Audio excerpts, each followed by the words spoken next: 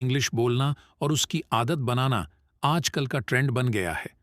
आजकल बच्चे हिंदी या स्थानीय भाषाओं से ज्यादा इंग्लिश को पसंद करते हैं। ऐसे में कई बार माँ बाप को लगता है कि कहीं उनके बच्चे बाकी बच्चों से पीछे तो नहीं हो रहे हैं। अंग्रेजी बोलना सीखना बहुत ही आसान है और कई बार तो इंग्लिश आते हुए भी बोलने की आदत न होने के कारण हम बोल नहीं पाते हैं। पर अगर आपको इंग्लिश बोलने की आदत नहीं है तो इसे कैसे बनाया जाए, इसके कुछ टिप्स भी आपको बता देते हैं। अगर आपको भी इंग्लिश बोलने की आदत नहीं है तो इन टिप्स से आप इसकी आदत बना सकते हैं। हर एक बात इंग्लिश में करने की कोशिश करें। एकदम से बहुत सारी बातें इंग्लिश में करने की जगह हर एक बात को इंग्लिश में ट्रांसलेट करने की कोशिश करें। शुरुआत में थोड़ी मुश्किल होती है, लेकिन इसका मतलब ये नहीं कि आदत नहीं पड़ेगी। छोटे छोटे सेंटेंस अगर आप बोलने की कोशिश करेंगे तो आदत भी जल्दी पड़ेगी और वोकेबलरी भी अच्छी होगी। ये तरीका आपकी आदत को सुधारेगा। ग्रामर ना भी आए तो सेंटेंस बनाएं। अधिकतर लोग इस बात से डरते हैं कि उनकी ग्रामर सही नहीं है तो वो गलत बोलेंगे। इस तरह के डर को अपने दिमाग से निकाल दें।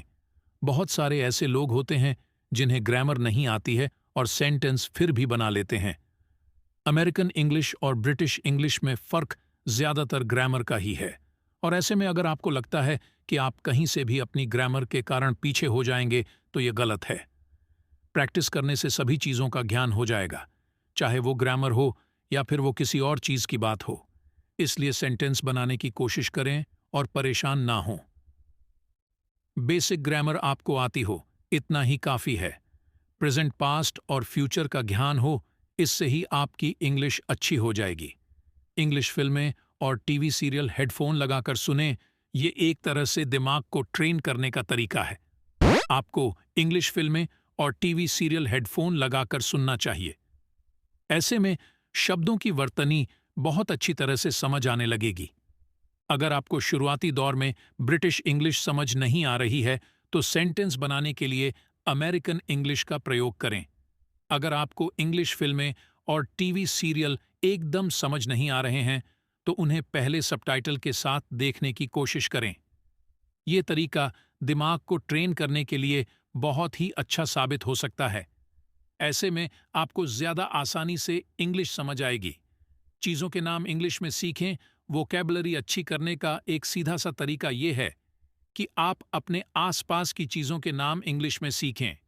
किचन में रखे हुए बर्तनों के नाम जानना, सब्जियों के नाम जानना, साथ ही अपने आसपास की चीज़ों के नाम जानना और कमरे में रखी हुई चीज़ों के नाम जानना ज़रूरी है। ये तरीका आपको ज़्यादा से ज़्यादा वाक्य और शब्द सीखने में मदद करेगा। इस तरह से आप जल्दी भाषा पर पकड़ बना पाएंगे। अपने फ़ोन में ऐसे ऐप्स डाउनलोड करें जो इंग्लिश सिखा सकें। साथ ही आप ऐसी वेबसाइट्स को चुनें जो आपको इंग्लिश बोलना सिखा पाएं। इनमें प्रैक्टिस करने के लिए रोज़ाना 20 से 40 मिनट ज़रूर निकालें।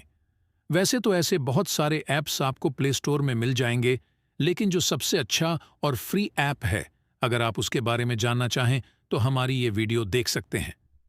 अगर आप ये नियम अपनाते हैं तो ऐसे में आपकी इंग्लिश जल्दी सुधर सकती है। रोज़ाना आपको नई चीज़ें सीखनी हैं और ये तरीका किसी क्लास में रिवीजन करने जैसा है। आपके पास समय कम है तो सिर्फ 20 मिनट ही लगाएं, पर ज़रूरी है कि आप प्रैक्टिस करते रहें।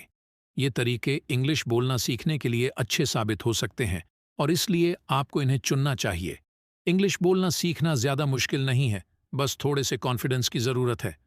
अगर आपको बिल्कुल भी अंग्रेजी में वाक्य बनाना नहीं आता है और आपका कॉन्फिडेंस लेवल बहुत ही लो है, तो आप हमारे चैनल की प्लेलिस्ट में जाकर थोड़ी बहुत ग्रामर सीख लें और फिर इन टिप्स की मदद से अपने अंग्रेजी बोलने के सफ़र की शुरुआत कर सकते हैं।